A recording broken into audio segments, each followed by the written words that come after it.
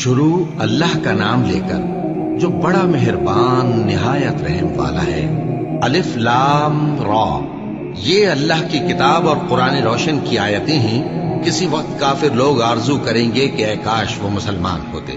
اے نبی، ان کو ان کے حال پر رہنے دو کہ کھا پی لیں اور فائدے اٹھا لیں، اور لمبی لمبی آرزویں ان کو دنیا میں مشغول کیے رکھیں۔ آخر کار ان کو اس کا انجام معلوم ہو جائے گا۔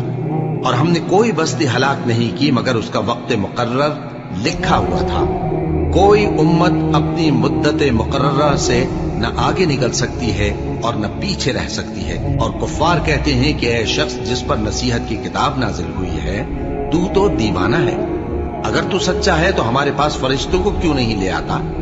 کہہ دو ہم فرشتوں کو نازل نہیں کیا کرتے مگر حق کے ساتھ، اور اس وقت ان کو مہلت نہیں ملے گی۔ بے شک یہ کتاب نصیحت ہم ہی نے اتاری ہے، اور یقیناً ہم اس کے نگہبان ہیں۔ اور ہم نے تم سے پہلے کے مختلف گروہوں میں بھی پیغمبر بھیجے تھے، اور ان کے پاس کوئی پیغمبر نہیں آتا تھا مگر وہ اس کے ساتھ ہنسی کرتے تھے۔ اسی طرح ہم اس گستاخی کو گناہگاروں کے دلوں میں ڈالے رکھتے ہیں، سو وہ اس پر ایمان نہیں لاتے۔ اور پہلے لوگوں کی روش بھی یہی رہی ہے۔ اور اگر ہم آسمان کا کوئی دروازہ ان پر کھول دیں اور وہ اس میں چڑھنے بھی لگیں تو بھی وہ یہی کہیں کہ ہماری آنکھیں باندھ دی گئی ہیں، بلکہ ہم پر جادو کر دیا گیا ہے۔ اور ہم نے آسمان میں برج بنائے ہیں اور دیکھنے والوں کے لیے اس کو سجا دیا ہے، اور ہر شیطان مردود سے اسے محفوظ کر دیا ہے۔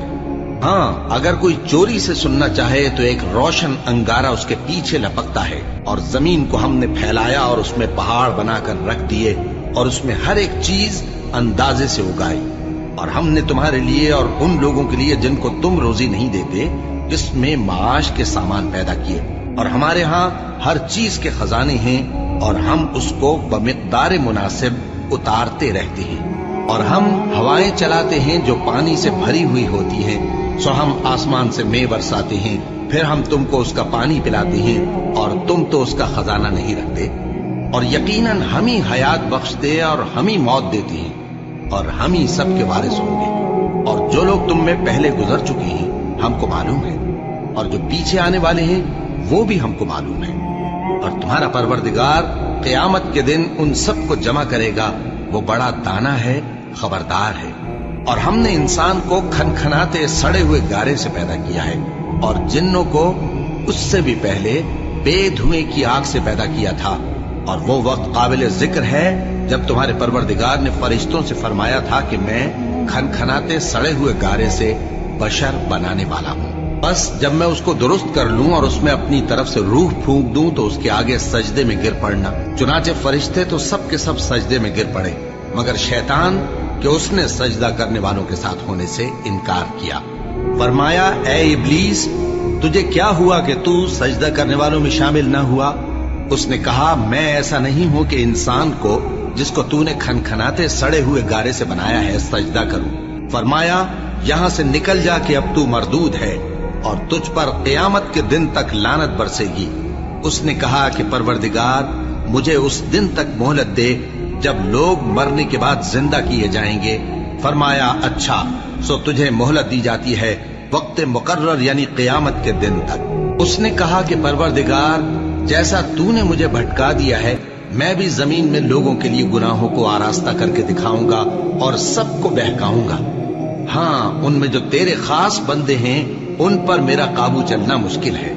فرمایا کہ مجھ تک پہنچنے کا یہی سیدھا رستہ ہے، جو میرے خاص بندے ہیں ان پر تجھے کچھ قدرت نہیں کہ ان کو گناہ میں ڈال سکے۔ ہاں، بد راہوں میں سے جو تیرے پیچھے چل پڑے، اور ان سب کے وعدے کی جگہ جہنم ہے۔ اس کے 7 دروازے ہیں، ہر ایک دروازے کے لیے ان میں سے الگ الگ حصہ ہے۔ جو متقی ہیں وہ باغوں اور چشموں میں ہوں گے۔ ان سے کہا جائے گا کہ ان میں سلامتی اور امن و اطمینان سے داخل ہو جاؤ، اور ان کے دلوں میں جو کدورت ہوگی ہم اسے نکال دیں گے، گویا بھائی بھائی مسندوں پر ایک دوسرے کے سامنے بیٹھے ہوں۔ نہ ان کو وہاں کوئی تکلیف پہنچے گی اور نہ وہ وہاں سے نکالے جائیں گے۔ اے پیغمبر میرے بندوں کو بتا دو کہ میں بڑا بخشنے والا ہوں، بڑا مہربان ہوں، اور یہ کہ میرا عذاب بھی درد دینے والا عذاب ہے۔ اور ان کو ابراہیم کے مہمانوں کا احوال سنا دو۔ جب وہ ابراہیم کے پاس آئے تو سلام کہا، انہوں نے کہا کہ ہمیں تو تم سے ڈر لگتا ہے۔ مہمانوں نے کہا کہ ڈریے نہیں، ہم آپ کو ایک دانشمند لڑکے کی خوشخبری دیتے ہیں۔ وہ بولے کہ جب مجھے بڑھاپے نے آ پکڑا تو تم خوشخبری دینے لگے، اب کاہے کی خوشخبری دیتے ہو؟ انہوں نے کہا کہ ہم آپ کو سچی خوشخبری دیتے ہیں، سو آپ مایوس نہ ہوں۔ ابراہیم نے کہا کہ اللہ کی رحمت سے مایوس ہونا تو گمراہوں کا کام ہے۔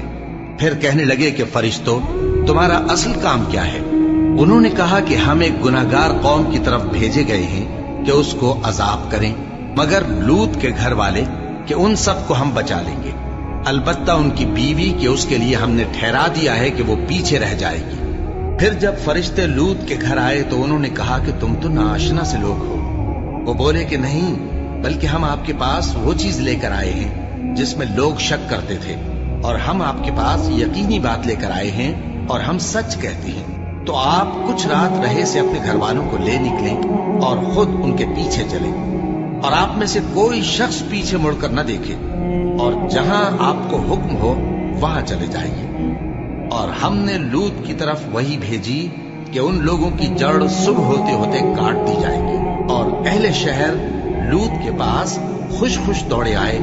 لوط نے کہا کہ یہ میرے مہمان ہیں، کہیں ان کے بارے میں مجھے رسوا نہ کرنا، اور اللہ سے ڈرو اور میری بے آبروئی نہ کرو۔ وہ بولے، کیا ہم نے تم کو سارے جہان کی حمایت و طرفداری سے منع نہیں کیا؟ انہوں نے کہا کہ اگر تمہیں کرنا ہی ہے تو یہ میری قوم کی لڑکیاں ہیں، ان سے شادی کر لو۔ اے نبی، تمہاری جان کی قسم، وہ اپنی مستی میں مدہوش ہو رہے تھے، سو ان کو سورج نکلتے نکلتے چنگھاڑ نے آ پکڑا، اور ہم نے ان بستیوں کو الٹ کر نیچے اوپر کر دیا اور ان پر کھنگر کی پتھریاں برسائیں۔ بے شک اس قصے میں اہل فراست کے لیے نشانی ہے، اور وہ بستیاں اب تک شام جانے والے سیدھے رستے پر موجود ہیں۔ بے شک اس میں ایمان لانے والوں کے لیے نشانی ہے۔ اور بن کے رہنے والے یعنی قوم شعیب کے لوگ بھی گناہگار تھے، تو ہم نے ان سے بھی بدلہ لیا، اور یہ دونوں شہر کھلے رستے پر موجود ہیں۔ اور وادی ہجر کے رہنے والوں نے بھی پیغمبروں کی تکذیب کی، ہم نے ان کو اپنی نشانیاں دیں اور وہ ان سے منہ پھیرتے رہے، اور وہ پہاڑوں کو تراش تراش کر گھر بناتے تھے کہ امن و اطمینان سے رہیں گے۔